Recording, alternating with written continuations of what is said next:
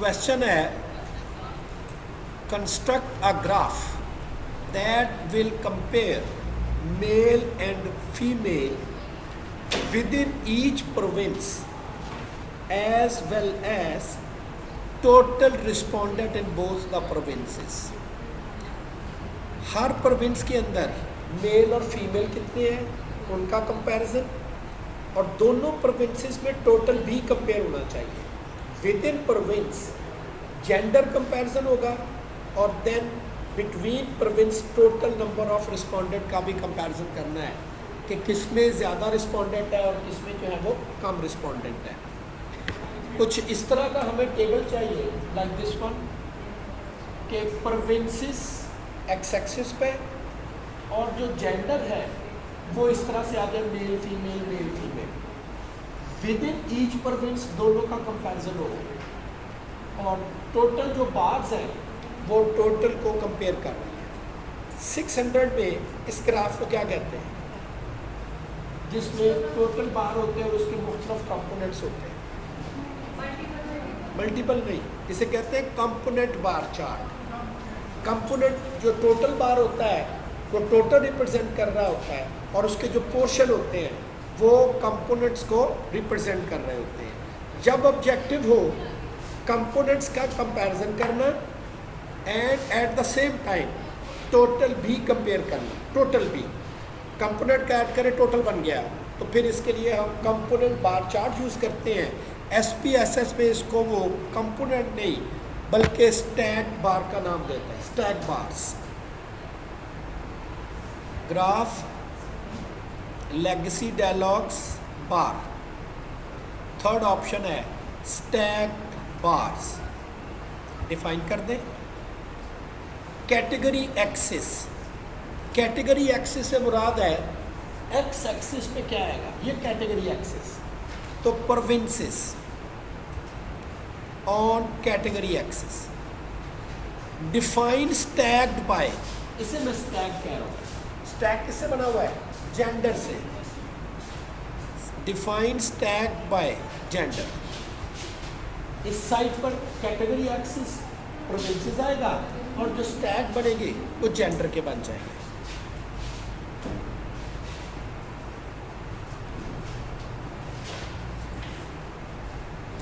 पंजाब और सिंध, पंजाब में total respondent ज़्यादा हैं, सिंध में टोटल रिस्पोंडेंट कम है। पंजाब में फीमेल्स की तादाद ज़्यादा है as compare to the male, लेकिन सिंध में मेल्स की तादाद ज़्यादा है इस डेटा सेट में as compare to female. Total भी कंपेयर हो रहा है और within each total components भी आपस में कंपेयर हो रहे हैं कि पंजाब में मेल्स की तादाद ज़्यादा है या सिंध में मेल्स की तादाद ज़्यादा है। इसे हम कहते हैं stacked bar. Graph legacy dialog bar और stacked bar. Category axis province. Define stacked by gender, जो स्टैक बनाने हैं वो जेंडर के। तो हर प्रोविंस के ऊपर जो स्टैक बनेंगे उसमें जेंडर का डेटा सेट जो है वो प्रेजेंट होगा।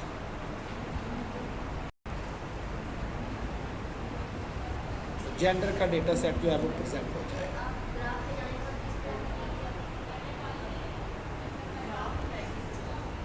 Graph legacy dialogs bar stacked.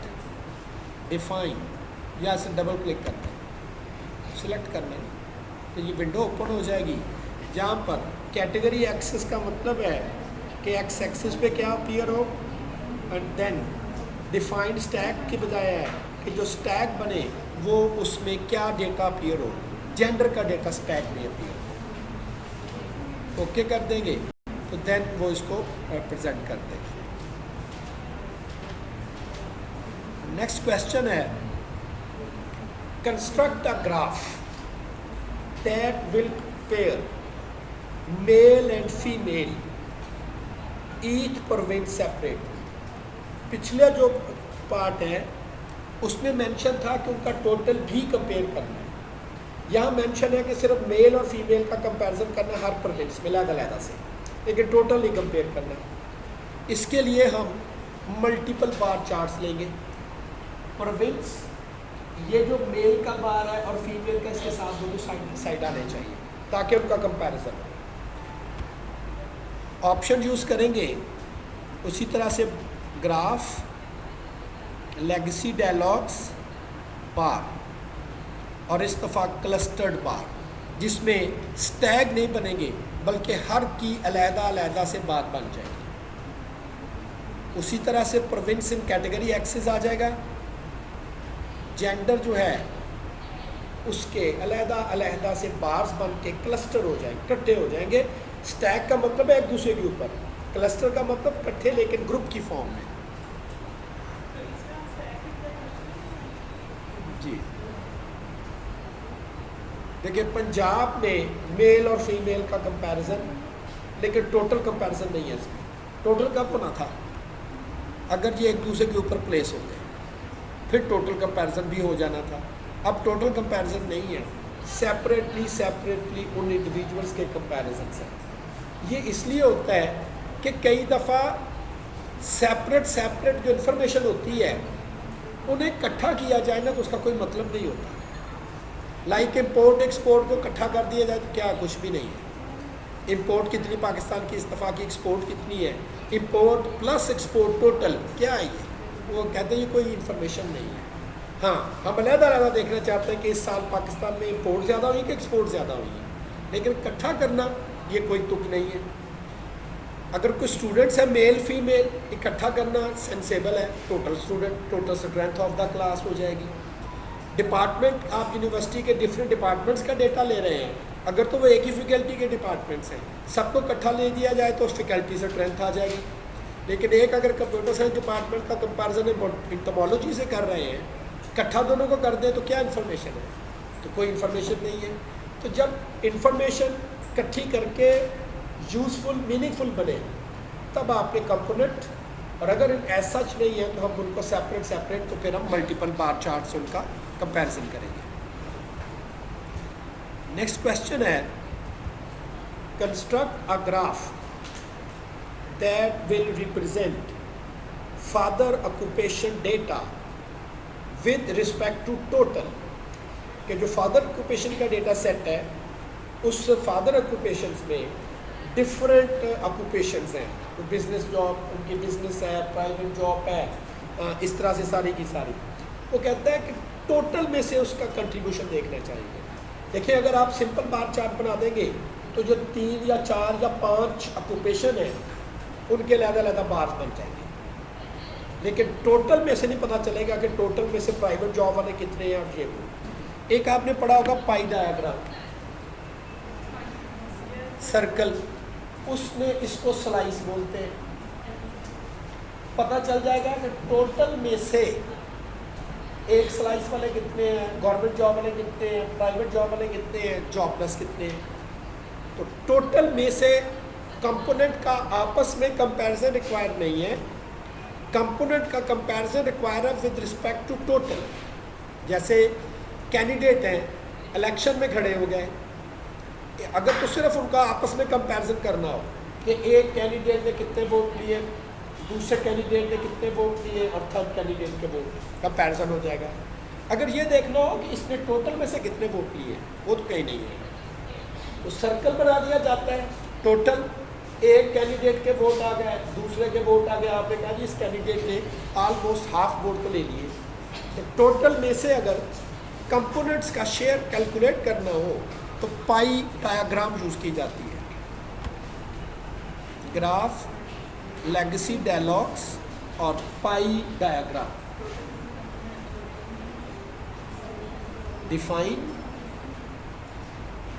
Define slices by, slice किसके बनाने हैं? फादर्स ऑक्यूपेशन के, क्योंकि उसको हमने टोटल के साथ कंपैरिजन करना है। फादर्स ऑक्यूपेशन, इसके स्लाइस बन जाएंगे।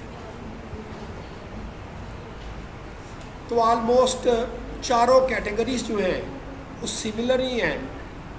गवर्नमेंट जॉब वाले कंपैरेटिवली कम है, बिजनेस वाले ग्रीन में ज़्यादा है। मकसद क्या है? टोटल में से हर कंपोनेंट जो है वो कितना कितना कंट्रीब्यूट कर रहा है टोटल में से, वो आप पाई डायग्राम की मदद से जो है वो एक्सप्लेन कर सकेंगे। सिंपल, जब सिर्फ आपस में कंपैरिजन रिक्वायर हो। मल्टीपल स्टैक, जब आपस में कंपैरिजन और साथ टोटल भी कंपैरिजन रिक्वायर हो।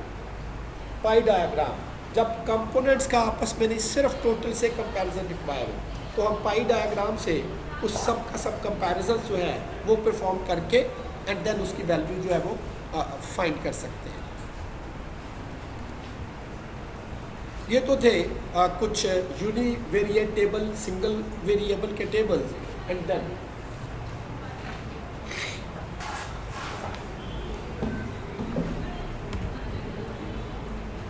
कैलकुलेशंस। नेक्स्ट वन है find the number of male and female respondents from each province. हर प्रोविंस में नोट करना है मेल और फीमेल रिस्पोंडेंट्स कितनी है। हर प्रोविंस में नोट करना है कि मेल और फीमेल रिस्पोंडेंट जो है वो कितनी है। अभी तक हमने यूनिवेरिएट टेबल्स पढ़े हैं, सिंगल वेरिएबल टेबल। प्रोविंस को अगर यहाँ लिख लिया जाए, जेंडर को यहाँ लिख दिया जाए, टेबल तो बन जाएगा, प्रोविंस का भी, रिस्पोंडेंट का भी, मेल फीमेल का भी। लेकिन ये आइडिया नहीं है कि 13 रिस्पोंडेंट जो पंजाब से हैं इनमें मेल कितने हैं, जबकि उसने पूछा था male female from each province. 12 male है, इसमें पंजाब के भी हैं, सिंध के भी हैं। पंजाब के 13 रिस्पोंडेंट हैं, इसमें मेल भी है फीमेल भी है। तो टेबल अगर आप दो अलग-अलग से भी बना लेंगे, इवन देन आपको ये इन्फॉर्मेशन नहीं मिल सकती कि पंजाब में से मेल कितने हैं, जब तक दोनों वेरिएबल एक ही टेबल में नहीं आएंगे। एक ही टेबल में शायद इस तरह से पंजाब सिंध मेल फीमेल, यहाँ जो फ्रीक्वेंसी आएगी वो आ जाएगी Punjab male, Punjab female, Sindh male, Sindh female. इसे हम कहते हैं क्रॉस टैबुलेशन, क्रॉस टैब बनाना, एक ही टेबल में दोनों वेरिएबल लेकर आना। Analyze, descriptive statistics, cross tabulation, cross tabs.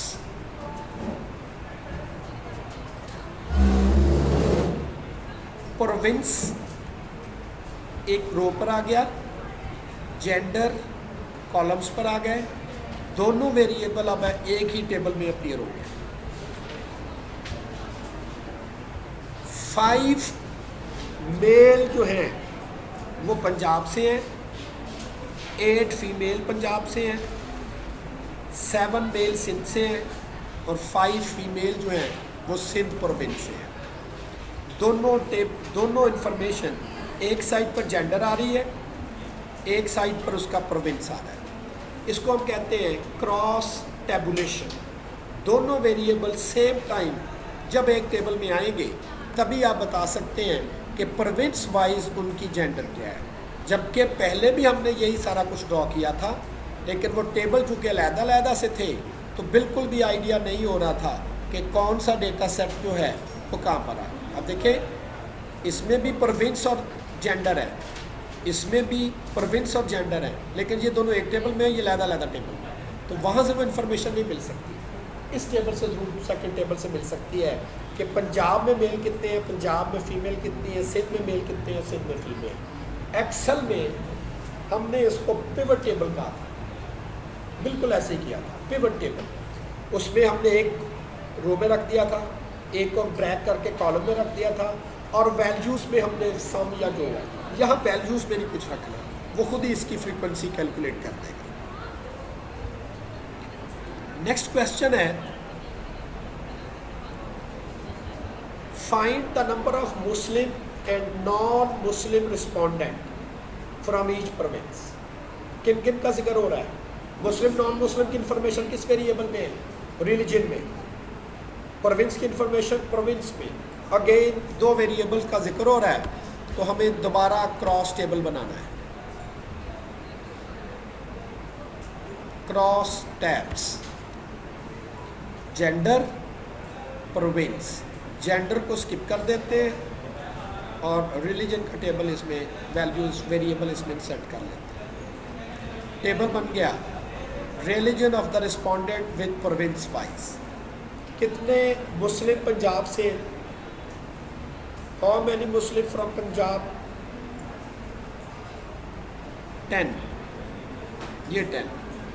How many non Muslim from Punjab? 3। Punjab में टोटल 13 है, सिंध में टोटल जो है वो 12 है। तो हर प्रोविंस में मुस्लिम और नॉन मुस्लिम का जो डेटा सेट है हर प्रोविंस में वो अकॉर्डिंगली जो है वो इसके अपीयर हो जाएगा। क्वेश्चन है find percentage of male and female respondent from each province. Information हमें मेल फीमेल जेंडर में, प्रोविंस की इंफॉर्मेशन प्रोविंस में है, लेकिन इस दफ़ा हमें परसेंटेज अपीयर करनी है, एक्चुअल वैल्यूज़ नहीं, 6 या 7 नहीं, बल्कि परसेंटेज अपीयर करनी है। जबकि जो ऑलरेडी हमने आउटपुट ली हुई है पहले भी, उसमें 5 मेल हैं और 7 मेल सिंध से हैं, लेकिन अब वो कह रहे हैं यहाँ काउंट नहीं, परसेंटेज आनी चाहिए। टोटल 12 मेल है, 5 उसमें से पंजाब में है, तो बताना ये है कितने परसेंट, 12 में से 5 कितने परसेंट पंजाब में बनते हैं। ये लिटिल बिट लेस देन 50% होगा। और 7 मेल जो है वो सिंध से हैं, लिटिल बिट मोर देन 50% होगा। परसेंटेज में कैसे डेटे को अपीयर करवाना है, डेटा इस वक्त काउंट में अपीयर हो रहा है, इसको टेबल का सेल कहते हैं। पंजाब मेल, ये एक सेल है, another cell, another cell, another cell, तो ये टेबल के सेल्स हैं। इसमें परसेंटेजेस अपीयर करवानी है और अपीयर करवानी है यहाँ पर डाउन द कॉलम, यहाँ 100 आ जाना चाहिए और यहाँ 100 आ जाना चाहिए। उसी तरह से प्रोसीड करेंगे। क्रॉस टैब्स, सेल्स, सेल्स में परसेंटेजेस मेंशन है।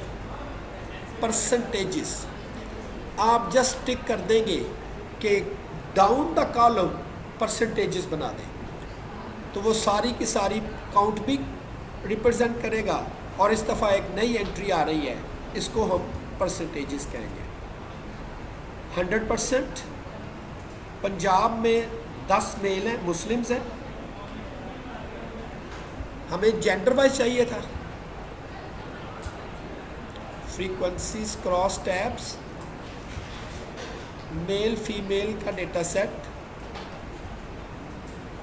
और उसकी परसेंटेजेस सेल्स में कॉलम वाइज आपने परसेंटेजेस जो है वो क्लिक कर लेनी। 5 मेल हैं, 41% बनता है। 7 मेल हैं, 58% बनता है। इधर 100, एक एक सेल में 2-2 इंफॉर्मेशन अपीयर हो रही है, काउंट भी अपीयर हो रहा है और परसेंटेजेस भी अपीयर हो रहे हैं।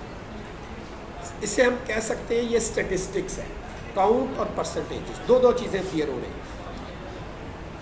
समटाइम टेबल बड़ा कॉम्प्लिकेटेड हो जाता है, हमसे ठीक तरह से पढ़ा नहीं जाता, तो इसमें इसको फोल्ड कर दें, तय लगा दें। हम कहते हैं 1 बाय 1 करके नज़र आनी चाहिए। तो उसका वे ये है, टेबल को सिलेक्ट करें, राइट क्लिक करें, एडिट कंटेंट इन व्यूअर। ये जो टेबल है आप समझ लें कि इसकी बैक पर कैसे ये टेबल मैनेज हो रहा है, मैं वो ओपन करने लगा हूँ। पिवटिंग ट्रे आ जाएगी, और अगर पिवटिंग ट्रे ना आए तो आपने यहाँ पर चल जाना है पिवट और इसको चेक कर देना है पिवटिंग ट्रेस को, तो ट्रे जो है वो ओपन हो जाएगी। रो में आ रहा है रिस्पोंडेंट, रो में आ रही है स्टैटिस्टिक्स, यस रो में आ रहा है प्रोविंस और स्टैटिस्टिक्स, कॉलम में आ रहा है जेंडर, कॉलम में आ रहा है जेंडर। आप क्या करें, यहाँ से स्टैटिस्टिक्स का उठा के ड्रैग करते हुए ये लेयर में ले जाए, फोल्ड कर दें इसे। देखिए एक सेल में एक एंट्री रह गई और वो है इस वक्त काउंट। इसको क्लिक करेंगे, डेटा परसेंटेजेस में आ गया। जब बहुत ज़्यादा एंट्रीज हो जाती हैं तो हम उसको फोल्ड कर लेते हैं ताकि टेबल जो है वो आपको बड़ा सिंपल नज़र आए। इवन अगर आप जेंडर का वेरिएबल भी यहाँ प्लेस कर लेंगे तो जेंडर का डेटा भी फोल्ड हो जाएगा।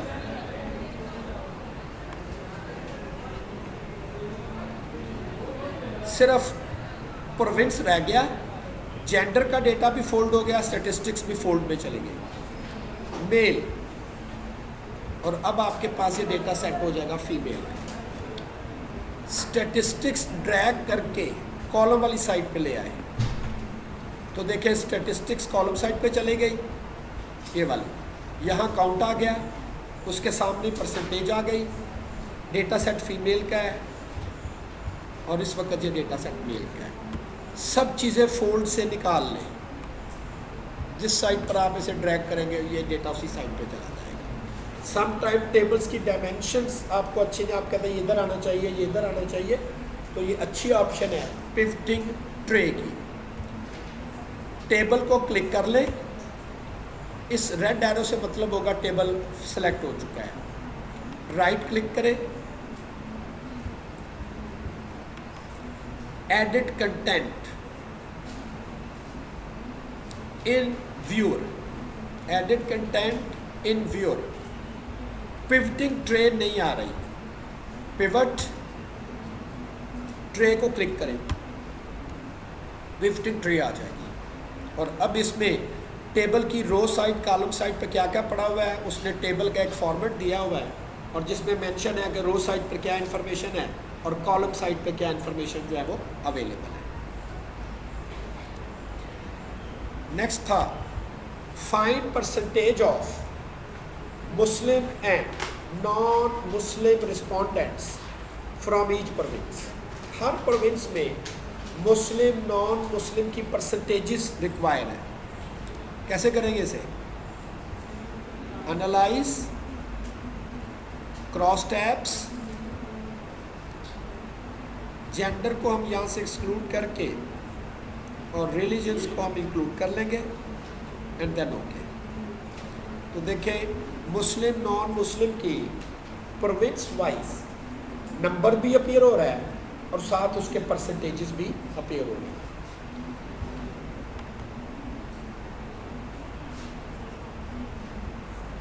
एडिट कंटेंट करेंगे तो ट्रे आ जाएगी।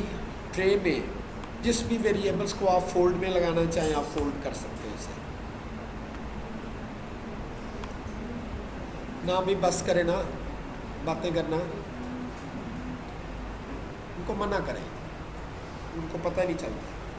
पंजाब, सिंध, मुस्लिम, नॉन मुस्लिम्स।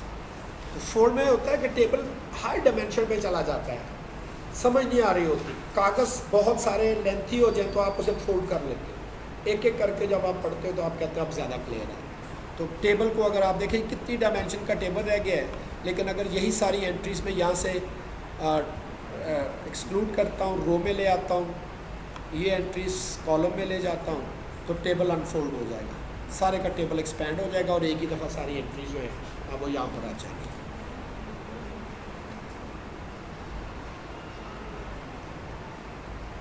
ये एक क्वेश्चन है, record the continuous variable respondent age. जो एज का वेरिएबल हमने फीड किया हुआ SPSS में, उसमें रिस्पोंडेंट की एज इन ईयर्स हमने रिकॉर्ड की हुई है 32, 37, 72, 86, 30 एंड सो ऑन। हमने ईयर वाइज उसकी एज रिकॉर्ड की हुई 112 ईयर्स, 29 ईयर्स, 53 ईयर्स, 68 ईयर्स। अब उसने कहा है recode the continuous variable age into a new variable age group. कहता है अब इस एज के एज ग्रुप्स बनाने हैं। जिन रिस्पोंडेंट की एज 18 to 20 ईयर्स होगी उसका आपने एक एज ग्रुप बना देना, उसके आगे लिख दें टीन एज ग्रुप।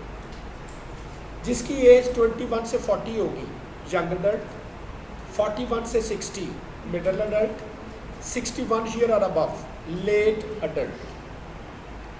तो ये हमारे पास ग्रुप्स बनाने हैं, रेंजेस दी गई हैं, उन रेंजेस के 4 ग्रुप्स बनाने हैं। जिस तरह से इफ़ कंडीशन आप यूज़ करते हैं, इफ़ एज 18 टू 20 उसको समझ लें उसका पहला ग्रुप, 21 से 40 सेकंड ग्रुप, 41 से 60 third group, 61 and above late adult fourth group. एक नया वेरिएबल बनाना है जिसका नाम आपने रखना है एज ग्रुप, और उसमें क्या करना है, एज का जो डेटा सेट इन ईयर्स है उसको आपने कैटेगरीज में कन्वर्ट करना है, 4 कैटेगरीज बनानी है।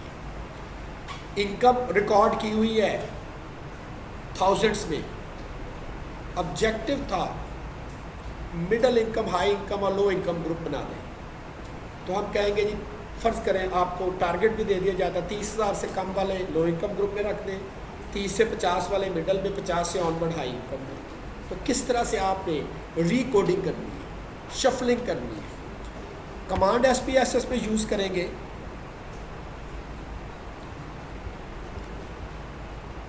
ट्रांसफॉर्म, चूँकि एज वाला वेरिएबल अब हम ट्रांसफॉर्म करके उसके ग्रुप्स बनाने लगे हैं।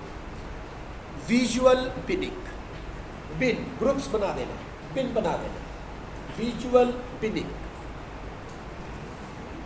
किसके ग्रुप बनाने हैं, एज के। एज का वेरिएबल सेलेक्ट करके वेरिएबल्स टू बिन वाले सीक्वेंस में ले आए कि इसके हमने बिन्स बनाने हैं, इसके हमने ग्रुप्स बनाने हैं। कंटिन्यू। इस वक्त जो डेटा सेट है एज का, वो उसने सब का सब ये रिप्रेजेंट किया हुआ है। यहाँ पर आपने जो पहला ग्रुप बनाना है उसका लास्ट पॉइंट लिखना है।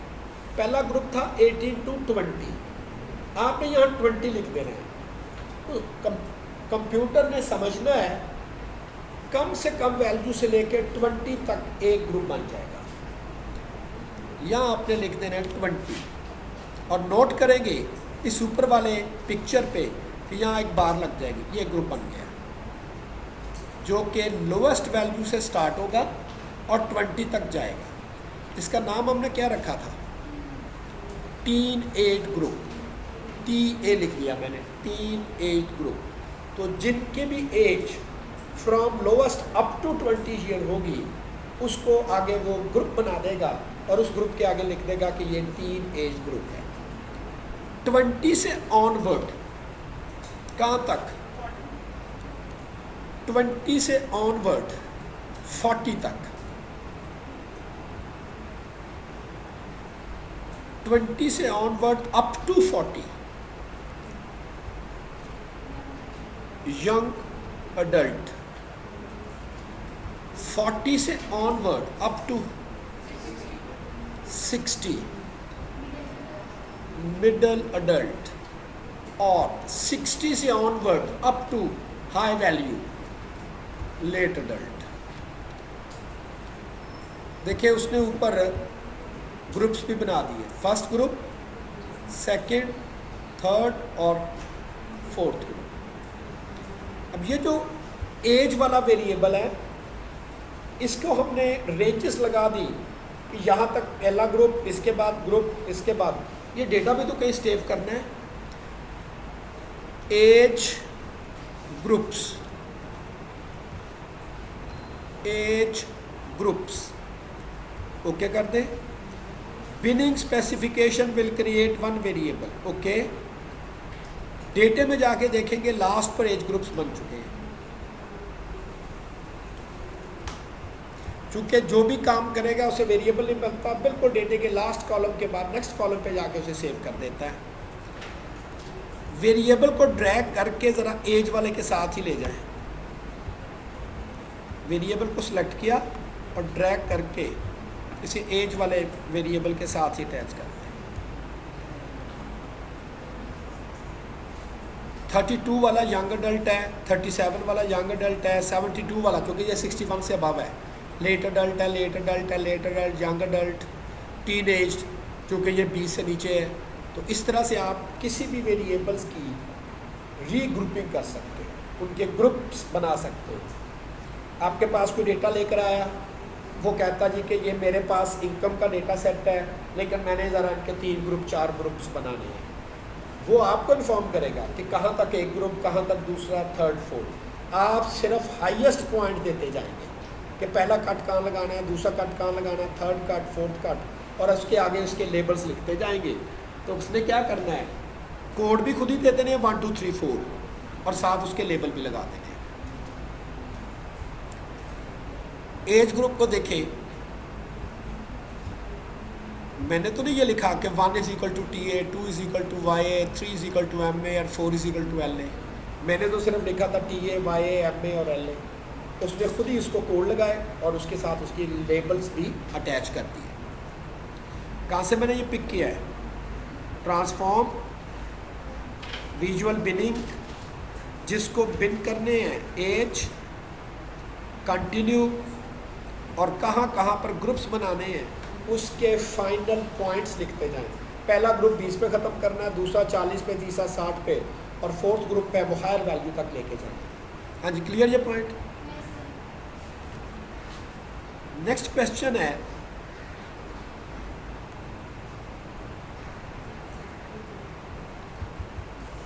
what percent of the sample is late adult, what percent is young adult, what percent is middle adult, how many respondent are teenage, young adult, middle adult? ये सारी इंफॉर्मेशन कहाँ से मिलेंगी? क्या करेंगे तो ये मिल जाएंगी। इसका फ्रीक्वेंसी टेबल बना दें। किसका? एज ग्रुप्स का फ्रीक्वेंसी टेबल, एज ग्रुप्स का।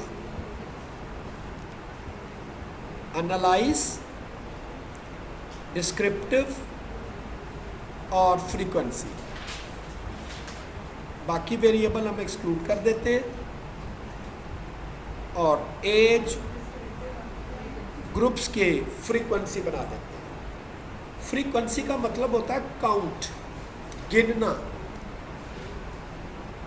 ओके, 4 उसमें टीनेजर्स हैं 16%, 11 यंग अडल्ट्स हैं 44%, 5 मिडल अडल्ट्स हैं 20% और 5 ही उसमें लेट अडल्ट हैं विच इज़ 20%।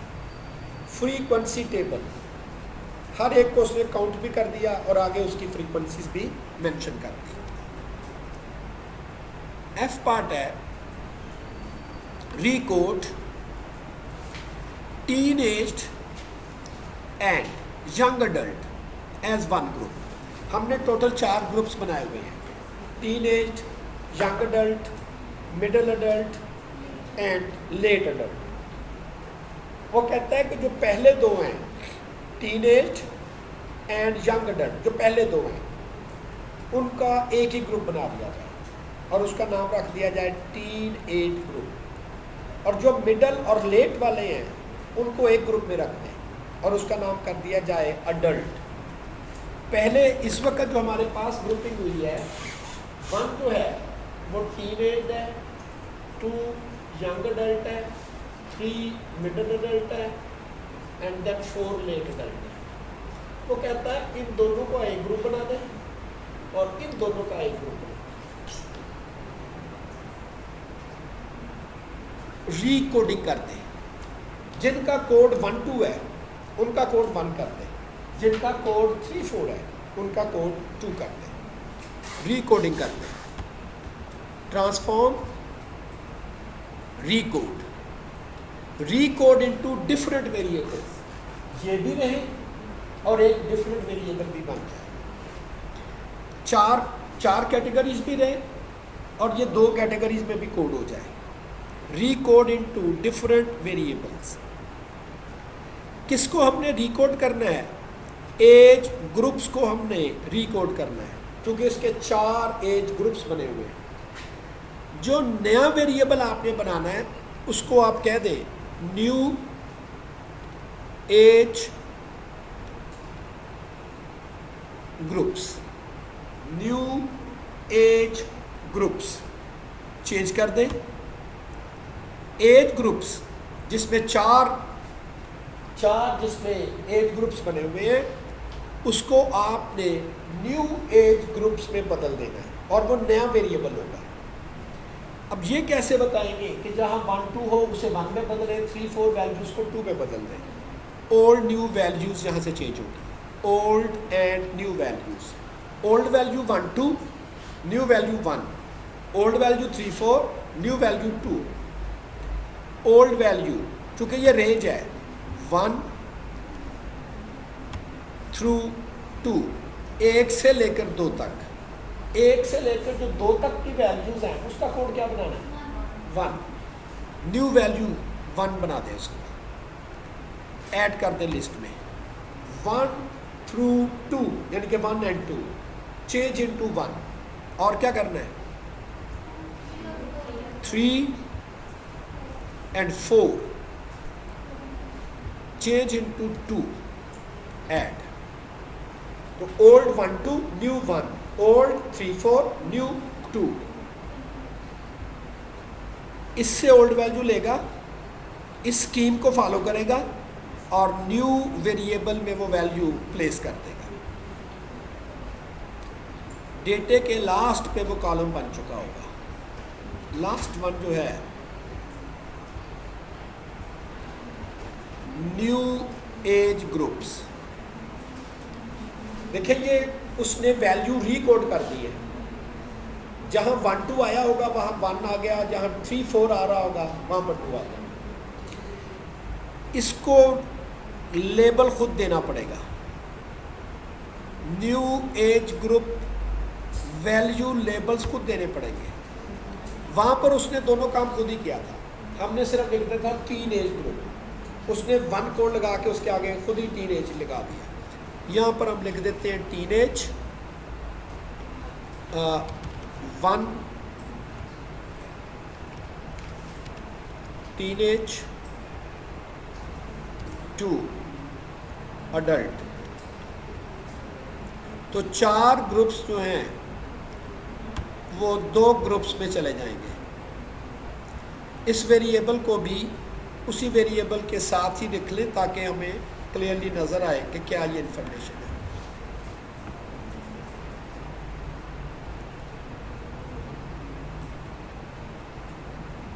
एज 32 थी, पहला उसका यंग एज ग्रुप था और दूसरा उसके लिए टीन। देखिए इसमें सिर्फ 2 ही चीज़ें नज़र आएंगी, टीन एज या अडल्ट।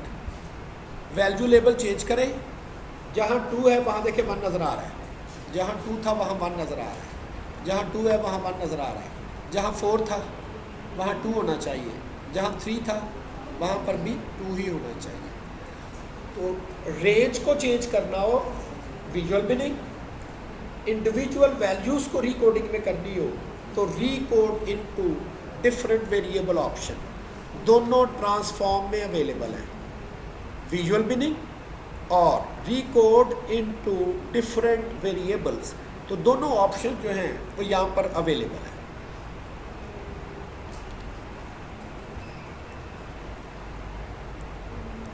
अब ये नेक्स्ट वन जो है ये आपने अटैम्प्ट करना है, इजी है।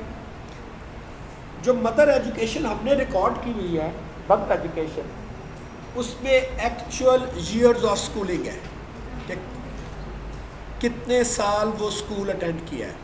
Mother education actual years of schooling 60 year of schooling है, 20 साल वो पढ़ा है PhD, 5 साल पढ़ा है, 10 साल, 18 साल MSc MPhil, इस तरह से कितने साल उसने एजुकेशन ली है ये मेंशन है। लेकिन इस तरह से तो एजुकेशन नहीं लिखी जाती, एजुकेशन तो लिखी जाती है स्कूल कॉलेज ऐसे करके।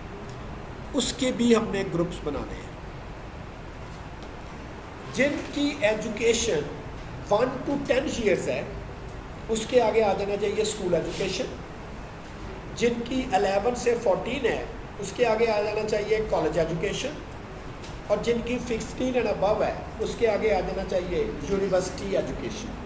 कौन सी ऑप्शन यूज़ करेंगे? विजुअल बिनिंग रेंजेस है ना, रेंजेस में हमने डेटे को कन्वर्ट करना है, तो विजुअल बिनिंग के साथ ये डेटा सेट हम लोग जो है वो कन्वर्ट कर देंगे। ट्रांसफॉर्म विजुअल बिनिंग,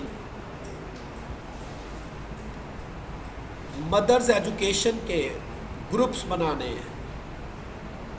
पहला कट कहाँ पर आएगा? 10 पे। 10 पे वो लोवेस्ट खुद ही पढ़ लेगा, हमें सिर्फ हाईएस्ट कट देना है, स्कूल। दूसरा कट 14 पे, कॉलेज। और 14 के बाद जितने भी हैं वो यूनिवर्सिटी।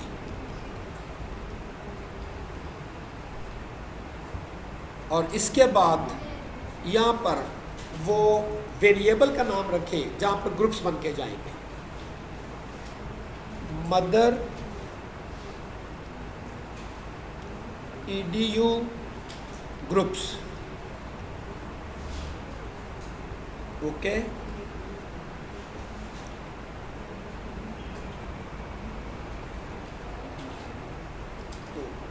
ग्रुप्स बन गए कि कौन सी यूनिवर्सिटी एजुकेशन है, किसकी कॉलेज एजुकेशन है।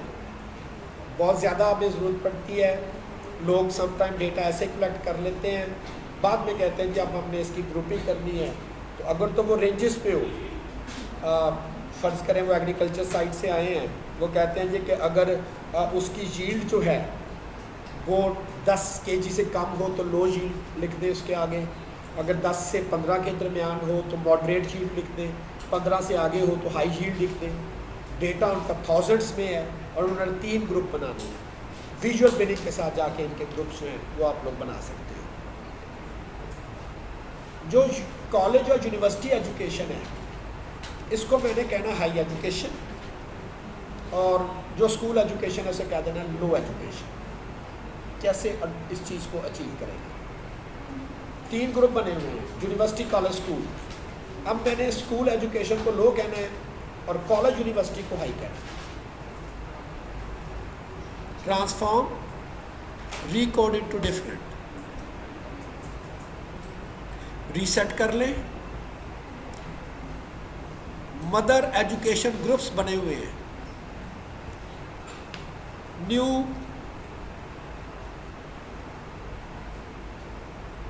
Mother EDU groups, change. Mother education group 3, school, college, university. उसको अब आपने ऐसे चेंज करना है कि उसके सिर्फ 2 ग्रुप रह जाए।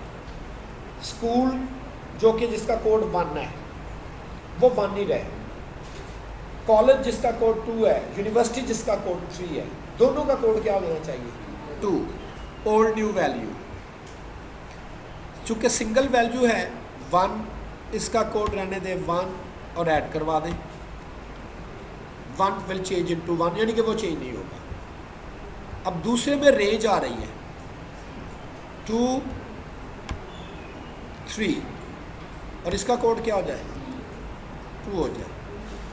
तो जो 1 है वो 1 ही रहेगा, यानी कि स्कूल स्कूल ही रहेगा, और जो 2, 3 है कॉलेज और यूनिवर्सिटी उसका कोड 2 बन जाएगा। Continue, okay.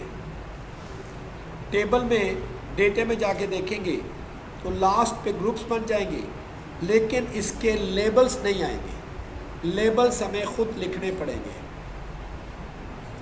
कि जहाँ पर 1 आ जाए उसको कह दें ये लो एजुकेशन है,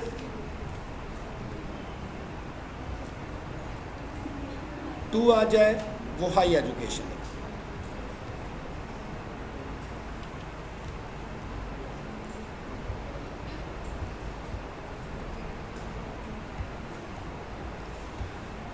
यूनिवर्सिटी था, कॉलेज था, यूनिवर्सिटी है, कॉलेज है, या ये स्कूल है, ये लो एजुकेशन में चला गया।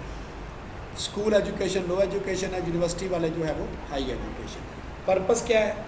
डेटा सेट, ग्रुपिंग, कोड ज़्यादा है उसकी कोड रीशफलिंग करनी है। कोई ग्रुप्स आपस में मर्ज कर देने हो कि जी 5, 6, 7, 8 सबको एक ग्रुप में कर दें, तो रिकोडिंग करके आप उसी डेटा सेट को चेंज करके उनकी रिकोडिंग जो है वो आप लोग कर सकते हैं।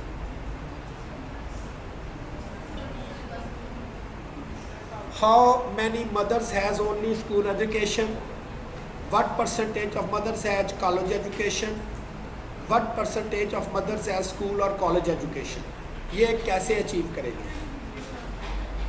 फ्रीक्वेंसी टेबल से, क्योंकि उसी में सारा मदर एजुकेशन और स्कूल एजुकेशन और कॉलेज एजुकेशन की इंफॉर्मेशन आ रही है।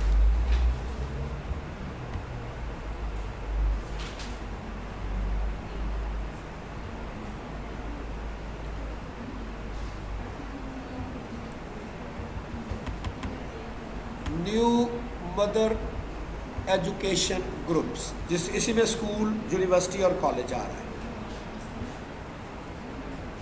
14 लोग स्कूल एजुकेशन के हैं जिनकी मदर की एजुकेशन स्कूल है, 56%। 5 रिस्पोंडेंट ऐसे हैं जिनकी मदर की एजुकेशन कॉलेज है, 5%। 6 रिस्पोंडेंट ऐसे हैं जिनकी मदर की एजुकेशन यूनिवर्सिटी है, 24%। लास्ट क्वेश्चन था कि कितने रिस्पोंडेंट ऐसे हैं जिनकी कॉलेज या स्कूल एजुकेशन है। कोई बता सकता है कि ये जो टेबल हमने आउटपुट ली हुई है इसमें ये इंफॉर्मेशन कहाँ पर आ रही है? स्कूल और कॉलेज एजुकेशन वाले कितने परसेंट है टोटल? है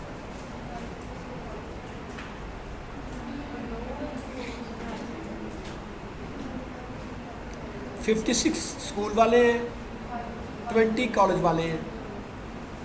कितने टोटल है जिनकी स्कूल या कॉलेज एजुकेशन? 76%। वो यहाँ पर आ रहा है, जिसे कहते हैं क्यूमुलेटिव।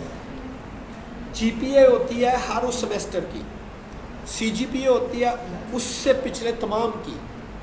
आप समझ लें 56 यही आ रहा है, 76 इस 56 में ये 20 ऐड हो गया, 76 में ये 24 ऐड हो गया, 100 पूरे।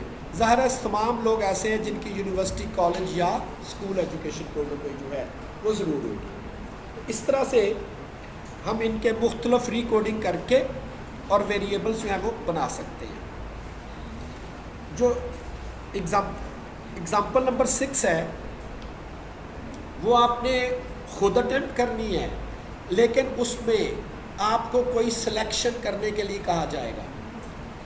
फर्ज करें पूरा डेटा सेट है और मैंने यहाँ से रैंडमली 3 लोगों के नाम सेलेक्ट करने हैं, कोई उनको प्राइज़ देना है। Randomly select 3 persons. रैंडम का मतलब समझते हैं क्या मतलब होता है? जिसमें पर्सनल चॉइसेस ना हो, इट मे बी एनीवन। हमने 3 लोग सेलेक्ट करने हैं out of these 25 respondents. Data select cases, case हमने सेलेक्ट करने हैं। Select cases, random sample of cases के कितने केसेस रिस्पोंडेंट आपने सेलेक्ट करने हैं। एग्जैक्टली 3 रिस्पोंडेंट हमने सेलेक्ट करने हैं, exactly 3 from how many? 25 total respondent है। उनमें से रैंडमली हमने कंप्यूटर्स को इंस्ट्रक्ट कर रहे हैं कि कोई से भी 3 नाम हमें सेलेक्ट करके बता दें। हम उनको कोई प्राइस या इस तरह की कोई चीज़ देना चाहेंगे। शीट में जाके देखेंगे उसने इधर कट लगा दिए, लेकिन 3 ऐसे होंगे जिस पर कट नहीं होगा। 9 पे नहीं है, 10 पे नहीं है, 12 पे नहीं है। बाकी देखिए सारे उसने कट लगाए हुए। उसने कहा जी मैंने 9 एक सेलेक्ट किया है, एक 10 सेलेक्ट किया है और एक 12। बाकी सब के ऊपर नज़र आ रहे हैं ना लाइनें, ये लाइनें नज़र आ रही हैं, कट लगे हुए हैं। 3 नाम ऐसे होंगे। अगर इसी ऑप्शन को दोबारा से मैं करूँ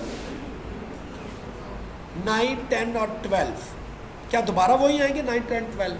रैंडम का तो मतलब ही ये होता है कि न्यू। अब दोबारा जाके देखेंगे, अब देखिए एक 7 आ गया है, एक 4 आ गया है, एक 7 आ गया है और एक 18 आ गया। हर दफ़ा जब भी आप जितनी दफ़ा इसे रिपीट करोगे, हर दफ़ा वो आपको डिफरेंट 3 या 4 या 5 जितने भी है, फ़र्ज़ करें मैं उसे कहता हूँ 5 नाम सेलेक्ट करके दे मुझे, तो 5 नाम सेलेक्ट हो जाएंगे।